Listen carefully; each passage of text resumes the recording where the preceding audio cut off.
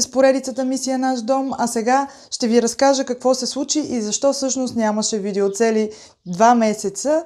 Всъщност се случи нещо доста неприятно, а именно се наложи да се разделиме с предните ни майстори, които правеха ремонта на първия етаж и направиха някои неща, които просто нямаше как да ги оставим. Направихме замазката с старите майстори, след което видяхме, че тя се рони. Чакахме ги, за да уточним какво ще правим. Когато дойдохме, те бяха започнали да лепят плочки вечерта, мисля, че сутринта видяхме, че се рони. Те дойдоха да работят, при което ние очаквахме да работят по прозорци и вечерта да изясниме как ще махнем замазката, тъй като върху нея беше невъзможно да се лепи, но когато дойдохме вечерта с изненада, разбрахме, че майсторите всъщност са си налепили плочки и то доста стабилно. Цяла една редичка, плочките ни между другото са доста скъпи, които сме взели.